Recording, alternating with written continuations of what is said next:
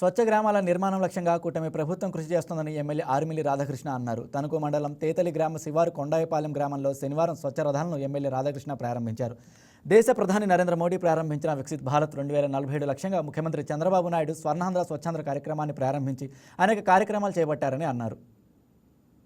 చంద్రబాబు నాయుడు గారు స్వర్ణాంధ్ర స్వచ్ఛాంధ్ర కార్యక్రమం ప్రారంభించి రాష్ట్రంలో ఉన్నటువంటి గ్రామాలు అదేవిధంగా పట్టణాల్లో ఉన్నటువంటి వార్డులు అన్నీ కూడా స్వర్ణ గ్రామాలు స్వర్ణ వార్డులుగా చేయాలనే సంకల్పంతో ఈరోజు అనేక కార్యక్రమాలని రూపొందించడం జరిగింది. ప్రతి 3వ శనివారం కూడా స్వచ్ఛాంధ్ర స్వర్ణాంధ్ర కార్యక్రమాన్ని నిర్వహిస్తూ గ్రామాల్లో పట్టణాల్లో పారిశుద్ధ్యాన్ని పెంపొందించే విధంగా వివిధ రకాలైనటువంటి దశలలో స్వచ్ఛతను కాపాడే విధంగా ప్రజల్లో అవగాహన కల్పించే విధంగా ప్రతి 3వ శనివారం కూడా ప్రభుత్వం అనేక కార్యక్రమాలు చేస్తుంది. ఈరోజు స్వచ్ఛాంధ్ర కార్యక్రమంలో భాగంగా గ్రామాల్లో స్వచ్ఛ రథాలని ప్రారంభించి